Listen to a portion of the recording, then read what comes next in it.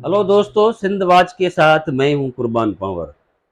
आज हम एक ऐसी शख्सियत से आपकी मुलाकात करवा रहे हैं जिसको कोस्तान का ईदी भी बोलते हैं।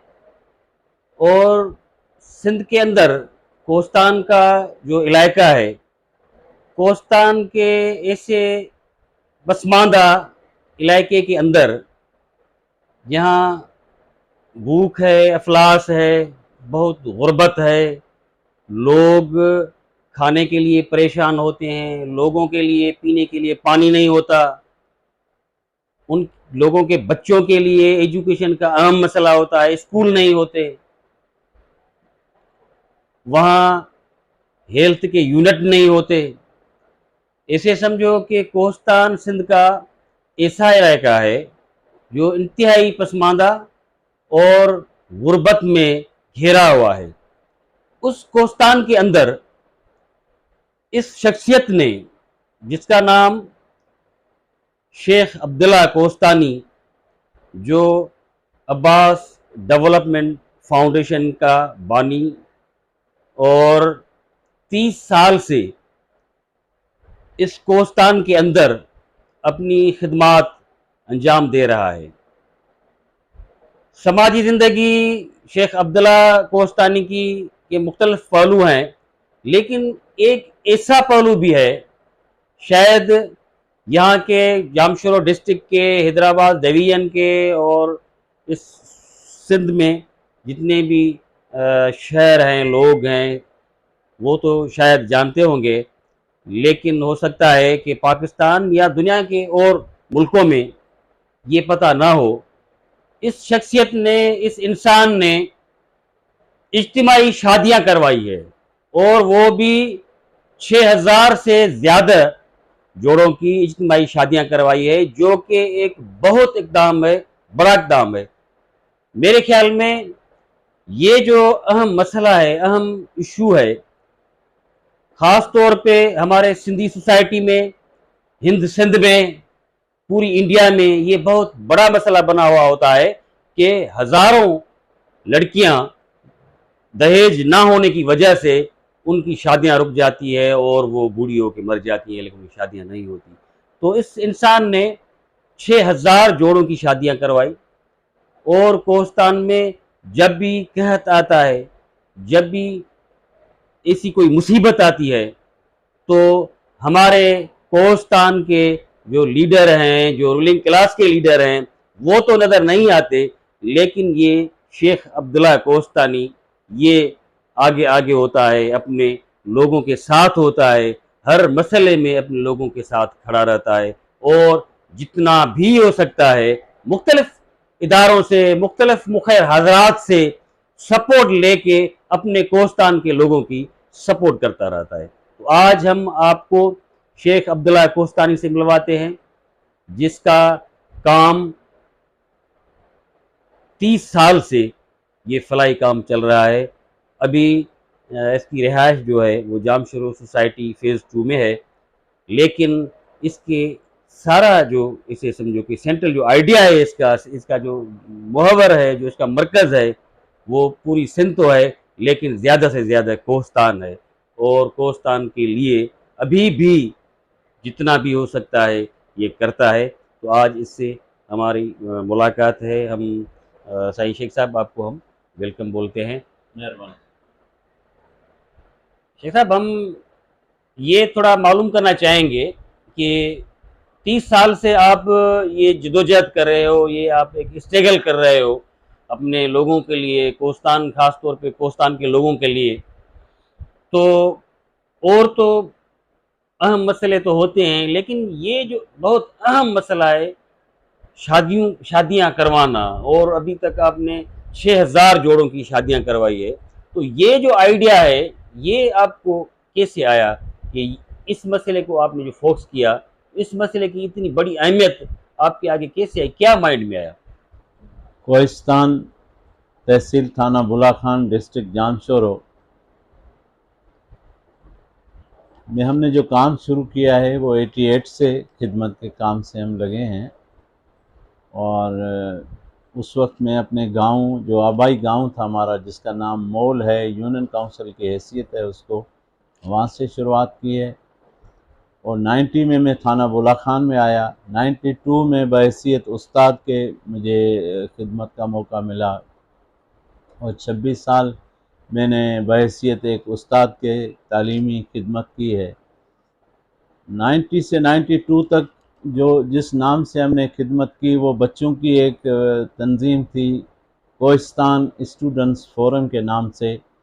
बच्चों की ज़हन साजी, बच्चों में खिदमत, वो बच्चों के रिसाले, गुलफुल गुलस्तान, बच्चों की दुनिया, और इस तरह जो रिसाले होते थे वो उनको लेकर देते थे। वो कहानियाँ लिखें, शायरी लिखें, और उन वो कलम से उनका वास्ता हो, लिखने से रग़बत हो, शौक़ हो, तरग़ीब हो। इस अंदाज से हमने काम शुरू किया। लेकिन 92 में जब बहैसियत एक उस्ताद के गवर्नमेंट हायर सेकेंडरी स्कूल थाना बुलाखान में मेरी पोस्टिंग हुई, तो फिर उस्ताद और शागिर्द, वालदेन और बच्चों का रिश्ता है। जब मेरा उन बच्चों से वालदेन वाला रिश्ता जुड़ा, मेरा रूहानी वालदेन जैसा रिश्ता बच्चों से, तो फिर मैंने उस बच्चों वाली तंजीम की ज़रूरत महसूस नहीं की। फिर हमने उसको और तरक्की दी, और अब्बास डेवलपमेंट फाउंडेशन के नाम से हमने काम शुरू किया। उसमें शुरुआत हमारी तालीम से तो थी ही, इसलिए कि तालीम से मैं वाबस्ता था। बच्चों को सस्ती कापियाँ बगैर नफ़े के हैदराबाद से ला कर देना। उस वक्त जो 200 पेज की कापी थी, उसकी दुकान पे कीमत 20 रुपये थी, और वो होल सेल पे 10 रुपये की मिलती थी। तो हमारे लिए बस भी फ्री थी, पीर साहिबान की बसें थी, उन्होंने एक एहतरामन हमारे लिए बस को फ्री किया होता। तो हम वो 10 रुपये की कापी बच्चों को 10 रुपये में ही देते थे कि भाई पैसा तुम्हारा लगे, नफ़ा नहीं लगे। तो जो बच्चा 400 में कापियाँ लेते थे, वो बच्चे को 200 रुपये में कापी मिलती थी। इस तरह उन्होंने तालीम की खिदमत शुरू की। फिर साल में जब सालाना एग्ज़ाम आते थे, इम्तिहान के दिन, मैट्रिक 9th के बच्चों को फार्म भरने हैं, उनको इम्तिहान के लिए पैसे नहीं होते थे, तो हम मुखैर अपने डोनर, ज़्यादातर वो इलाकाई हमारे दीवान बिरादरी के हिंदू भाई होते थे, उनसे ही हम कहते थे कि यार ये 20 बच्चे हैं, 200 में से जो रह जाते हैं, उनके पास सैलानी फ़ीस नहीं है, स्कूल से रोज़ाना डिमांड की जा रही है। एक आधे बच्चे की तो कोई न कोई उस्ताद अपने तनख्वाह में से फ़ीस भर लेता है, लेकिन बहुत सारे बच्चे रह रहे हैं, बेचारों का साल चला जाएगा। तो उनसे वो उस वक्त 400-300 फ़ीस होती थी, यानी अगर 20 बच्चे हैं तो 5-7 हज़ार जो भी होते थे, वो किसी एक मुखैर से लेके हम फ़ीस भरवा देते थे। इस तरह हम तालीम की खिदमत करते करते हम जो हैं वो पानी की खिदमत पे आए। गोठों में जाते, लोगों को नमाज की तलकीन करते, तो लोग बड़ी हैरत से देखते कि शेख साहब आप हमारे को नमाज का बोलते हैं, हम तो पीने के पानी के लिए तरसते हैं। 2-2 मील से मटके कंधों पे हमारी ख़वातीन भर के लाती हैं। हमारे यहाँ एक मशहूर बात भी है, हमारे एक मेहमान आए तो देखा एक बहुत बड़े पहाड़ी से औरतें मटका पानी का लेके आ रही हैं। एक मटका सिर पे है, एक मटका गोद में है। तो उसमें से एक साथी ने कहा कि अल्लाह अगर हमारे को इन आदमियों की बीवी बना देता और कोई सज़ा नहीं देता, तो यही सज़ा हमारे लिए काफ़ी थी। तो इतना मुश्किल से हम पीने के लिए पानी लाते हैं, तो कहाँ से वज़ू करें, कहाँ से गुस्ल करें, और कहाँ से नमाज़ पढ़ें। तो उनकी ये सदा इतनी वज़नदार थी कि हमने पानी की खिदमत पे काम शुरू किया। वहाँ अब जब ये नवाज़ शरीफ की गवर्नमेंट डिज़ाल हुई और आर्मी ने अपना कंट्रोल संभाला था, उन दिनों की बात है। हमारे कोहिस्तान में बहुत कैद साली थी, तो इलाके को आफतज़दा करार भी दिया गया था। गवर्नमेंट ने उस पर प्लान बनाया, लेकिन गवर्नमेंट का तो सिर्फ प्लान ही बनता है, काम बहुत कम होता है। लेकिन पाकिस्तान आर्मी को कुछ अहले खैर लोगों ने पंजाब के इंडस्ट्री से इधर उधर से राशन मिला था। परवेज़ मुशर्रफ साहब ने, जनरल परवेज़ मुशर्रफ साहब ने 2 करोड़ रुपये डिस्ट्रिक्ट दादू के कैद साल के लिए कहीं से फ़ंड का इंतज़ाम किया था। उसमें यह था कि हर शादीशुदा फैमिली को 500 रुपये देने थे। डायरेक्ट बैंक मैनेजर हमारे साथ, मोबाइल साथ में रहता था, हम रिकमेंड करते थे, आर्मी अफसर भी हमारे साथ होता था, मैं एज ए रेबर इलाकाई मालूमात के हिसाब से उनके साथ होता था, और हम लोगों में ये पैसे बांट रहे थे। तो जनरल कमांडिंग ऑफिसर थे उस ज़माने में GOC हैदराबाद, जनरल खालिद मुनीर साहब। उसने हमारी कैंप को विज़िट किया, तो मैंने उनके लिए एक ब्रीफिंग तैयार की।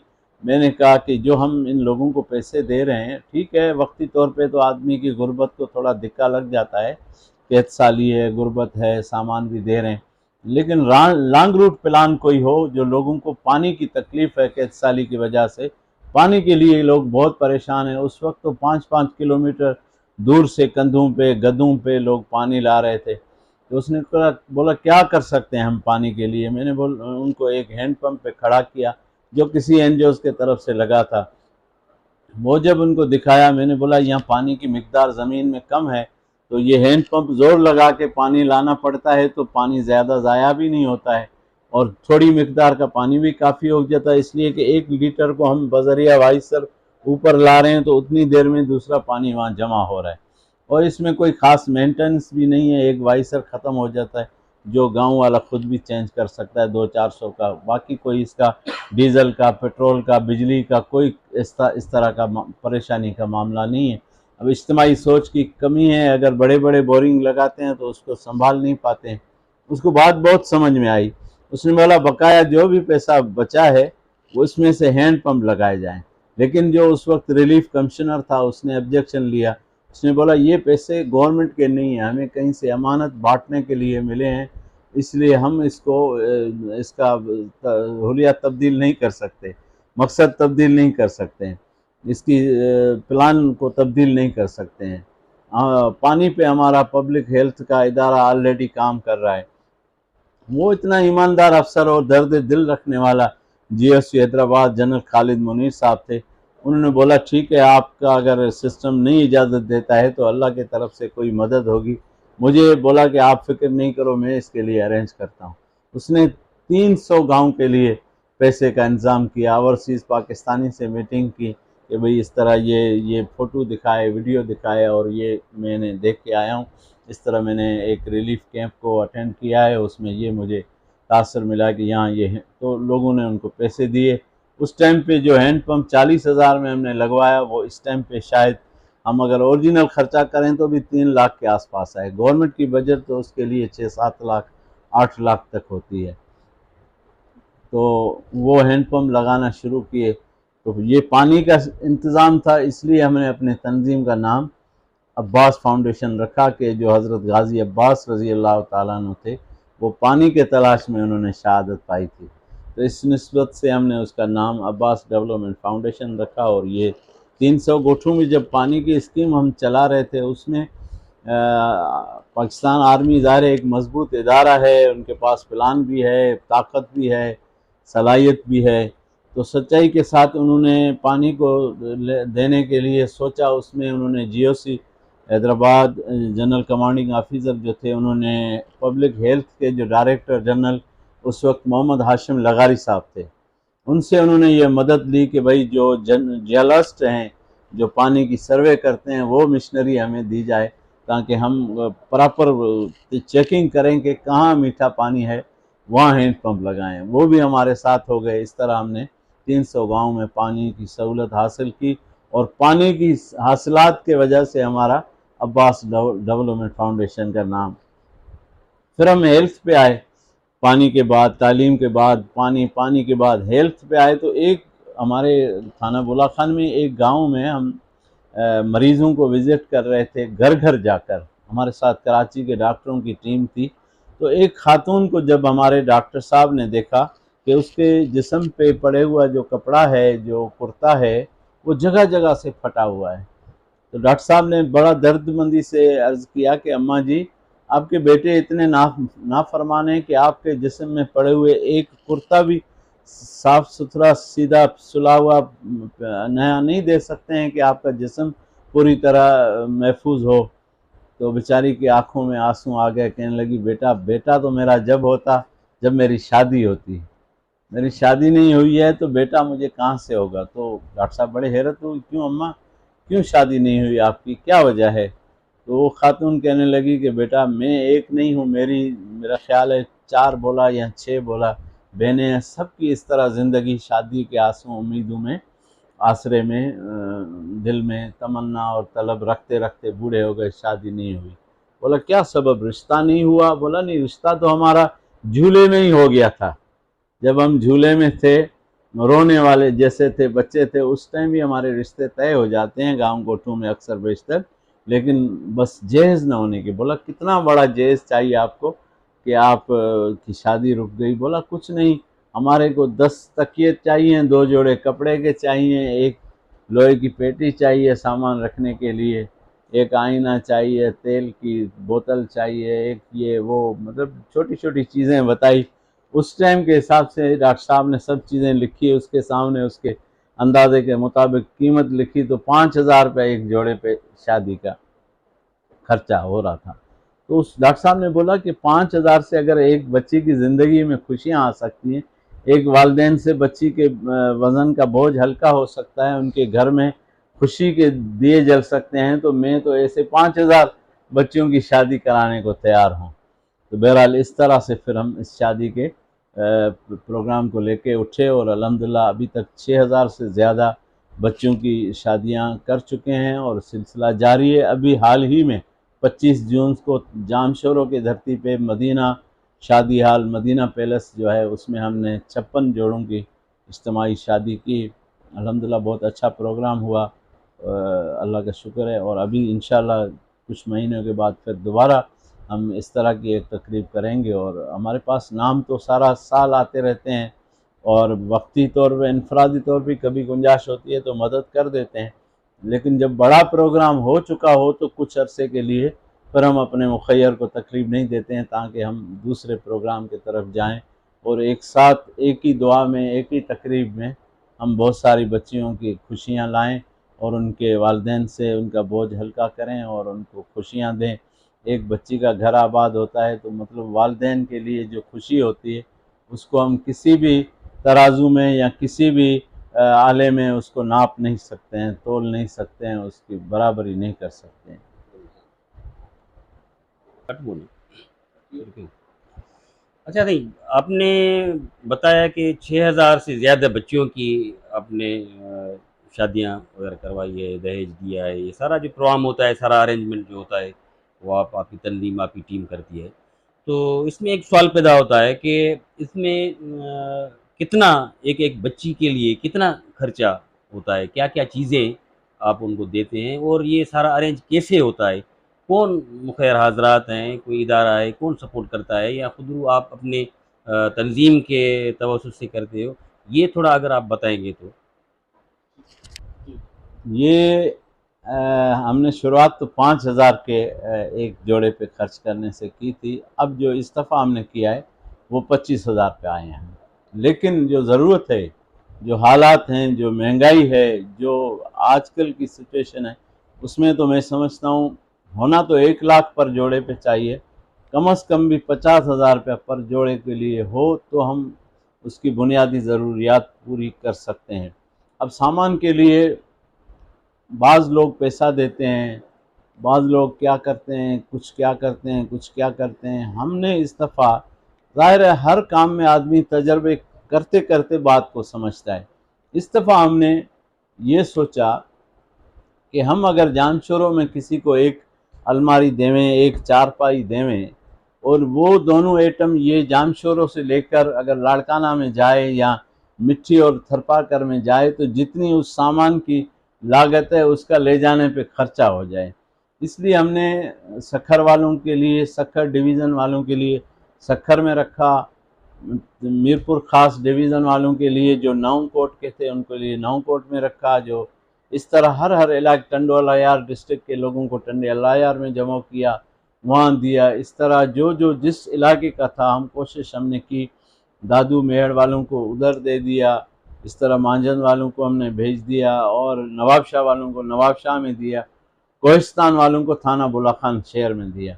इस तरह हम कोशिश करते हैं कि मतलब अभी जो हम 2-4 सालों से ये प्लान कर रहे हैं कि हर किसी को, बल्कि 7-8 साल हो गए, लाड़काने में पहले जो हमने 100 जोड़ों की इज्तिमाई शादी की थी, उसमें से 50 जोड़े जो हमारे साथ शामिल हुए थे वो भुट्टो वेलफेयर ऑर्गेनाइजेशन के ज़रिए से थी।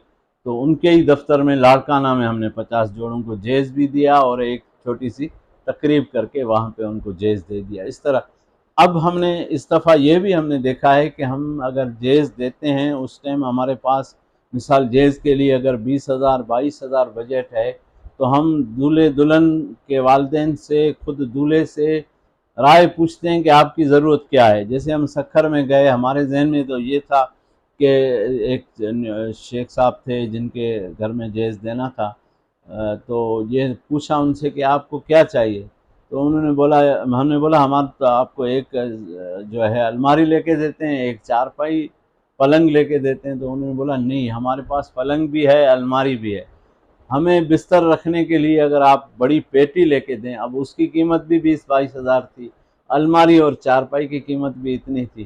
तो हमने उन्हें उनके मर्ज़ी के मुताबिक उनको एक पेटी लोहे की बड़ी वाली फैक्ट्री में गए, उसमें रियायती होलसेल रेट पे उनको पेटी दिला दी, तो उनका एक ज़रूरत जो थी वो पूरी होगी। इस तरह अभी भी हमारे जहन में यही है कि हम जहाँ जहाँ जाएंगे वहाँ देखेंगे कि उन लोगों की ज़रूरत क्या है।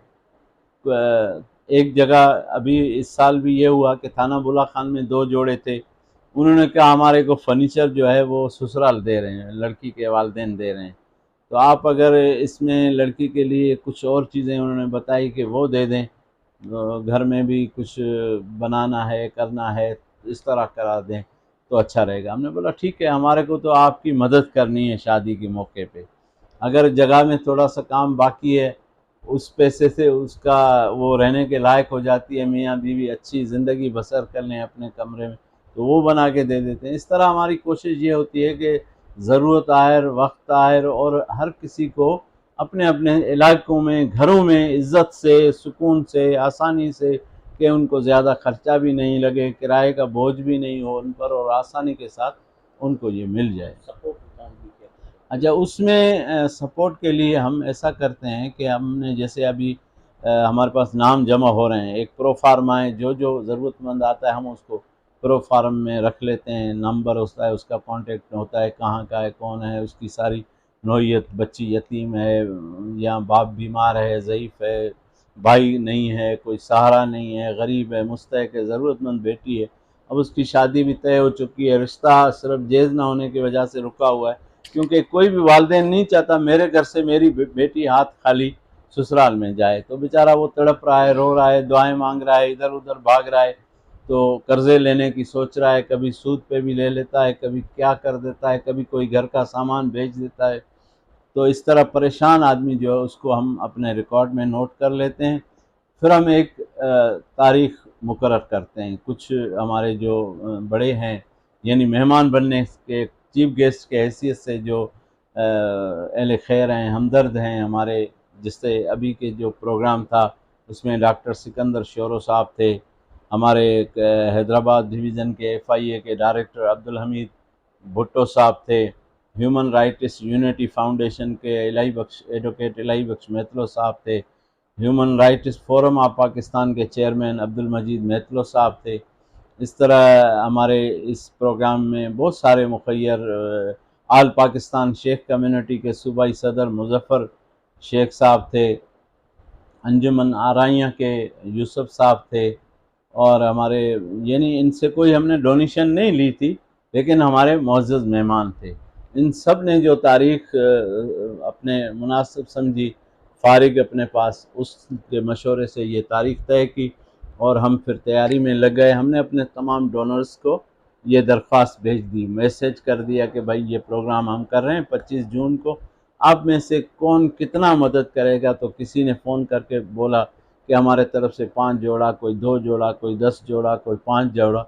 इस तरह हमारे पास 56 जोड़ों का इंतज़ाम हो गया। तो हमने जो हमारे पास नाम 1000 से ज़्यादा थे, उनमें से हमें देखना पड़ा कि सबसे ज़्यादा कौन ज़रूरतमंद है। उनके 56 नाम चुन के उनको इन्फॉर्म कर दिया कि भाई आप हमारे ज़िम्मे हैं। हमारी तकरीब 25 जून को है। आप 15 जून से 25 जून के दरमियान 10 दिन में शादी करेंगे, निकाह करेंगे, रुखसती करेंगे, बच्ची अपने घर में आबाद होगी और ससुराल के घर में आबाद होगी। हमें उसकी यानी गारंटी होगी, शवाहिद मिलेंगे, इलाके के मुअज़्ज़िज़, असातिज़ा, उलमा और जो मुअज़्ज़िज़ लोग हैं वो शाहिदी देंगे कि हमारे सामने इस गरीब बच्ची का घर आबाद हुआ है। तो हम फिर आपको 25 जून को बुला रहे हैं जामशोरों के मदीना पैलेस शादी हाल में। वहाँ एक दुआ या तकरीब होगी, उसमें दूल्हे सारे शरीक होंगे, 56 के 56। उस दुआ में शरीक होने की जब उनकी वीडियो रिकॉर्ड होगी, फ़ोटो रिकॉर्ड होगा, तो वो हम मुखिर हज़रात को देंगे, जिस बुनियाद पर वो हमें उनके जहेज़ के पैसे देंगे। और हम 2 दिन, तकरीब के 2 दिन बाद इलाके वाइज जहेज़ देना शुरू करेंगे। 10-15 दिन में सारे दूल्हों को जहेज़ घरों घरों तक पहुंचा देंगे। ये तरीक़ेकार होता है। दोस्तों, आप लोगों ने शेख अब्दुल्ला कोस्तानी साहब की जितनी भी स्ट्रगल है वो आपने सुनी कि 300 गाँव में, कोस्तान के 300 गाँव में पानी का मसला हल करना ये कोई मामूली बात नहीं है, क्योंकि रूलिंग क्लास के जो लोग हैं वो भी नहीं करते। और ये इतने सारे 6000 से ज़्यादा बच्चियों की शादी करवाना, और इसको सिलसिले को अभी भी ये जारी है, ऐसे नहीं कि ये रुक गया या बंद हो गया या ख़त्म हो गया। तो आगे भी माशाल्लाह अब्दुल्ला साहब की ये जो है मेहनत है, कोशिश है, जद्दोजहद है। तो ये एक बड़ी बात है हमारे ख़ास तौर पे कोस्तान के लोगों के लिए, सिंध के लोगों के लिए, जामशोर डिस्ट्रिक्ट के लोगों के लिए।